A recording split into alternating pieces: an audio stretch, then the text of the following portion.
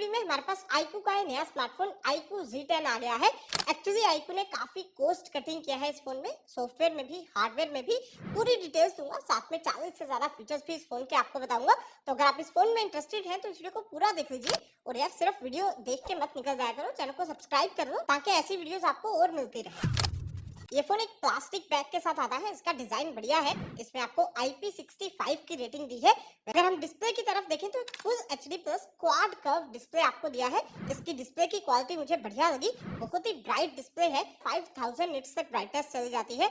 120 hertz का smooth refresh rate भी है और ये इन डिस्प्ले फिंगरप्रिंट सेंसर भी आपको दे रखा है। और एक और चीज मुझे थोड़ी डिफरेंट लगी, इसका जो कर्व है वो बस बोलने के लिए कर्व है। अगर मैं साइड बाय साइड आपको मोटोरोला या रियलमी के साथ कंपेयर करके दिखाऊं तो उनका डिस्प्ले ज्यादा कर्व्ड और बढ़िया फील होता है। अब क्योंकि ये फोन एक कर्व डिस्प्ले के साथ आता है तो सबसे पहले मैं आपको इसका एज लाइटिंग का फीचर दिखाता हूँ।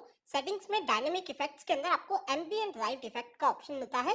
इसको आप ऑन कर सकते हैं म्यूजिक के लिए, कॉल्स के लिए या नोटिफिकेशंस के लिए। और किस तरीके का लाइटिंग इफेक्ट आता है वो आप यहाँ से कस्टमाइज कर सकते हैं। इवन किस किस ऐप का नोटिफिकेशन के लिए आपको ये लाइट एनेबल करना है वो भी आप यहाँ से कस्टमाइज कर सकते हैं। इस फोन के डिस्प्ले के कलर्स को भी एनहेंस करने के लिए आपको एक बढ़िया ऑप्शन दिया है।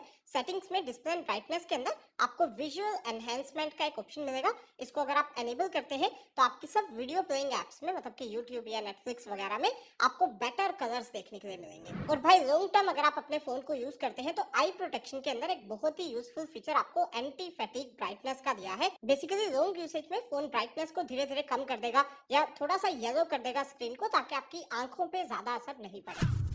पहले इसके टॉप के 10 फीचर्स बताता हूँ जो कि आपको इस फोन में जरूर से यूज करने चाहिए। सबसे पहले कुछ AI फीचर्स की बात करें तो आपको इस फोन में AI सर्कल टू सर्च का ऑप्शन मिल जाता है। बस आपको यहाँ पर लॉन्ग टैप करना है नेविगेशन बार के ऊपर और कोई भी चीज अगर आप इस तरीके से सेलेक्ट करेंगे तो फोन आपको पूरे इंटरनेट पे से ढूंढ के उस चीज के बारे में और इन्फॉर्मेशन दे देगा। अगर आपको उसको परचेस करना है तो डायरेक्ट आपको बाइंग लिंक वगैरह भी यहाँ पर मिल जाएगा। फोटोज के लिए आपको इस फोन में AI इरेजर का ऑप्शन भी मिल जाता है। अगर आपके पास कोई इमेज है, उसमें कुछ बैकग्राउंड ऑब्जेक्ट्स वगैरह आपको रिमूव करने हैं, आपको बस एडिट में जाना है, इसके अंदर AI इरेज सेलेक्ट करना है। यहाँ पर फोन ऑटोमेटिकली भी लोगों को सेलेक्ट कर सकता है। आपको बस रिमूव ऑल के ऊपर क्लिक कर देना है और फोन उन चीजों को आपकी फोटो में से गायब कर देगा। जनरेटिव फिल की मदद से वहां पर कुछ फिल कर देगा तो बहुत ही बढ़िया से एडिट कर देता है। फोटोज के लिए एक और AI फीचर आपको ये रिपेयर का मिलेगा, AI फोटो एनहेंस के नाम से। इसको अगर आप यूज करते हैं तो फोन आपकी फोटो अगर थोड़ी ब्लर है या थोड़ी कम अच्छी है उसको बेटर एनहेंस कर देता है। इवन आप इसकी फोटोज ऐप में कोई भी इमेज का कटआउट बना सकते हैं बहुत ही आसानी से। आपको बस इमेज को लॉन्ग टैप करना है और डायरेक्टली आप फोटो को कॉपी, सेव या शेयर यहाँ से कर सकते हैं। इसका एक और फीचर मुझे बहुत ही बढ़िया लगता है। अगर आपने कोई नोट क्रिएट किया है तो आप उस नोट के अंदर ये AI का बटन टैप कर सकते हैं। इसमें AI क्रिएशन का ऑप्शन आपको मिल जाता है जिसमें आप स्मार्ट लेआउट बनवा सकते हैं। आपके पास टेक्स्ट को समराइज करने का भी ऑप्शन आपको यहाँ पर मिल जाता है और यहाँ पर और भी कुछ ऑप्शंस हैं जो आप यहाँ से कर सकते हैं। इस फोन में वैसे कुछ बढ़िया ऑलवेज ऑन डिस्प्लेस भी है। सेटिंग्स में अगर आप home screen, lock screen settings में जाएंगे, यहाँ पर आपको AOD मिलेगा। बाय डिफॉल्ट ये डिसेबल है, इसको आप यहाँ से एनेबल कर सकते हैं। AOD स्टाइल्स के अंदर बहुत सारे बढ़िया बढ़िया स्टाइल्स हैं, जो भी आपको अच्छा लगे वो आप यहाँ से सेलेक्ट कर सकते हैं। इवन ये सेंसरी क्लॉक्स हैं जो कि टाइम के हिसाब से चेंज होते रहते हैं। बहुत सारे बढ़िया वॉलपेपर्स भी iQOO ने इस फोन में आपको दिए हैं। अगर आप होम स्क्रीन के ऊपर लॉन्ग टैप करके वॉलपेपर्स में जाएंगे तो यहाँ पर आपको बहुत सारे लाइव वॉलपेपर्स मिल जाएंगे। अगर आप यहाँ पर मोर के अंदर जाएंगे तो स्टैटिक वॉलपेपर्स भी इस फोन में काफी अच्छे लगे मुझे। अब इस फोन में क्योंकि गूगल डायलर नहीं है, iQOO का अपना डायलर है, तो यहाँ पर अगर आप कॉल सेटिंग्स में जाएंगे तो आपको कॉल रिकॉर्डिंग का ऑप्शन भी मिलता है। आप सारी कॉल्स भी ऑटोमेटिकली रिकॉर्ड कर सकते हैं और कोई भी अनाउंसमेंट भी यहाँ पर नहीं होता। वैसे डायलर के अंदर एक और ऑप्शन मुझे बहुत ही बढ़िया लगता है। यहाँ पर आपको कॉल बैकग्राउंड का एक ऑप्शन दिया है। जब भी आपको कोई कॉल आता है तो किस तरीके का बैकग्राउंड में इमेज आता है उसको आप यहाँ से चेंज कर सकते हैं। कुछ ऑप्शन यहाँ पर है या फिर आप अपना भी कोई इमेज यहाँ से सेलेक्ट कर सकते हैं। एक और सिक्योरिटी के लिए बहुत ही बढ़िया फीचर आपको बताता हूँ। सेटिंग्स में सिक्योरिटी एंड प्राइवेसी में अगर आप जाते हैं तो मोर सिक्योरिटी सेटिंग्स के अंदर आपको अनलॉक टू पावर ऑफ का एक फीचर दिया है। अगर आपका फोन किसी के पास है या फिर चोरी हो जाता है तो वो आपके फोन को पावर ऑफ नहीं कर पाएगा अगर उसको आपका पासवर्ड नहीं पता है। इसमें आपको 7300 mAh की एक बड़ी बैटरी दी गई है। फिर भी ये फोन बहुत ज्यादा हैवी फील नहीं होता। और उससे भी बढ़िया चीज ये है कि इतनी बड़ी बैटरी को फास्ट चार्ज करने के लिए आपको बॉक्स में ही 90 वोल्ट का फ्लैश चार्जर दिया है। अब आपका फोन हमेशा फास्ट चार्ज हो उसके लिए आपको एक इंपॉर्टेंट सेटिंग बता देता हूँ। सेटिंग्स में बैटरी के अंदर आपको जाना है बैटरी हेल्थ एंड चार्जिंग के अंदर। आपको फास्ट चार्जिंग को यहाँ से इनेबल कर देना है, जिसके बाद अगर आपका फोन थोड़ा बहुत हीट भी होगा उसके बाद भी फोन हमेशा फास्ट चार्ज होता रहेगा। ये phone out of the box Funtouch OS 15 के साथ आता है, जो कि एंड्रॉइड 15 के ऊपर बेस्ड है। आप देखेंगे फोन के एनिमेशंस वगैरह जो है वो काफी स्मूथ फील होते हैं।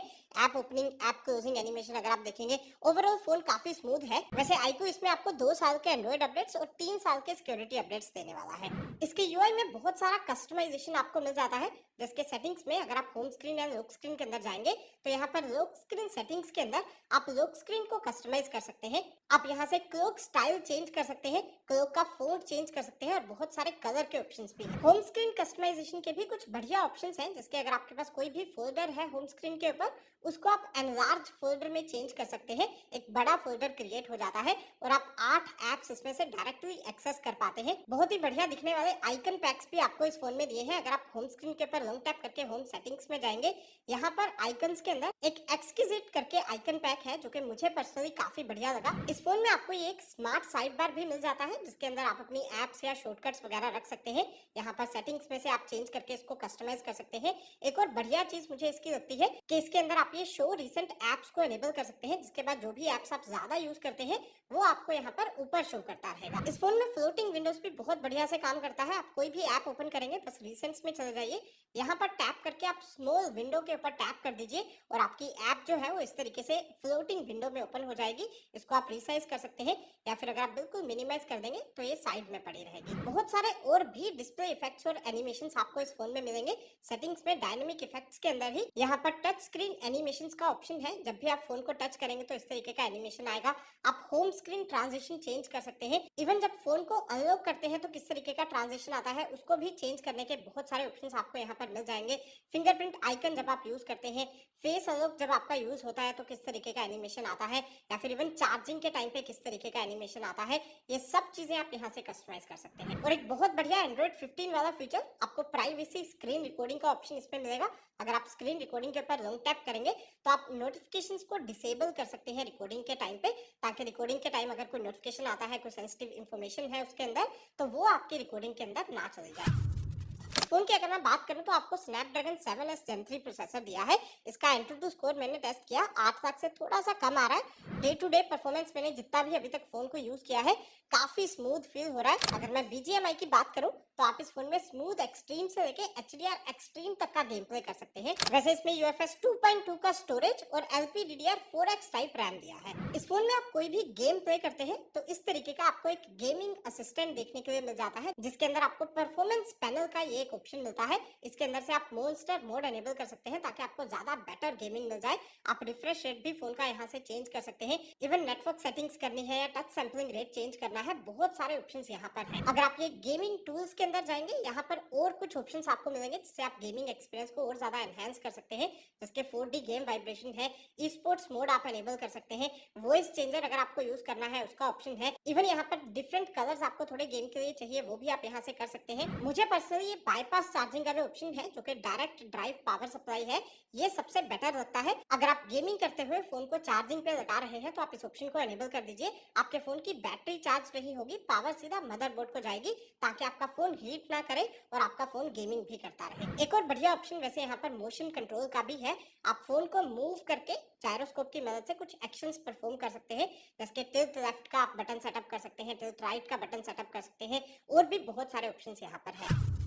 इसमें आपको सिंगल स्पीकर मिलता है। आजकल इस प्राइस में मोस्टली फोन्स में आपको डुअल स्पीकर्स मिलेंगे। मैंने इस फोन में कुछ कंटेंट वगैरह भी देखा, आप सिंगल स्पीकर की वजह से आपका जो एक्सपीरियंस है वो उतना अच्छा नहीं रहता। इस फोन में सिंगल स्पीकर की वॉल्यूम को और ज्यादा लाउड करने के लिए आपको एक ऑडियो बूस्टर का ऑप्शन दिया है। मतलब 100% के बाद भी जब आप वॉल्यूम को इंक्रीज करते हैं तो इस तरीके से 150% या 200% पे वॉल्यूम चला जाता है। हालांकि इस ऑप्शन से अगर आप साउंड इंक्रीज करते हैं तो साउंड की क्वालिटी उतनी ज्यादा इंप्रूव नहीं होती है। साउंड के रिलेटेड एक और बढ़िया फीचर आपको बताता हूँ। सेटिंग्स में साउंड एंड वाइब्रेशन के अंदर आपको वॉल्यूम एडजस्टर पर ऐप का एक ऑप्शन दिया है। इसको आप यहाँ से एनेबल कर दीजिए। इसके साथ ही ये रिमेंबर वाला ऑप्शन भी एनेबल कर दीजिए। अब आप हर ऐप का साउंड जो है वो अलग से कम या ज्यादा कर सकते हैं।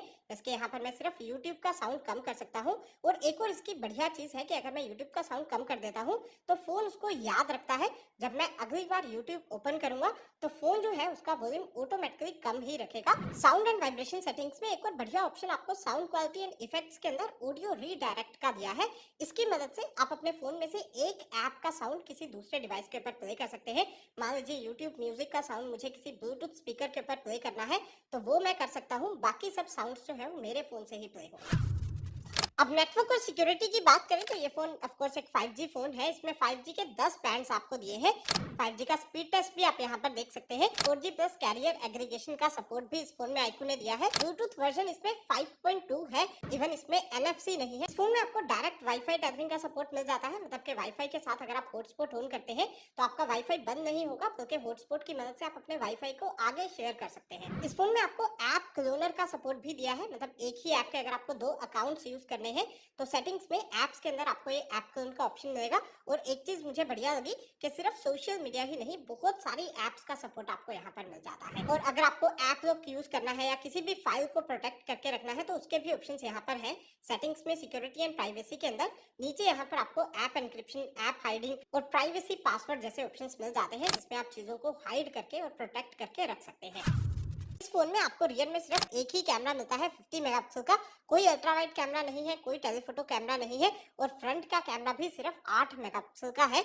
आपको डायरेक्टली कुछ कैमरा सैंपल्स में यहाँ पर दिखा रहा हूँ। अब जो 50 मेगापिक्सल का प्राइमरी कैमरा है वो अच्छी फोटोज कैप्चर कर लेता है। इस फोन में जब आप फोटोज कैप्चर करते हैं तो आप कलर्स को बहुत अच्छे से कस्टमाइज कर सकते हैं। एक तो आपको एक कलर्स का ऑप्शन ही दिया है, अगर आपको नेचुरल कलर्स कैप्चर करने हैं या थोड़े एनहेंस्ड कलर्स कैप्चर करने हैं।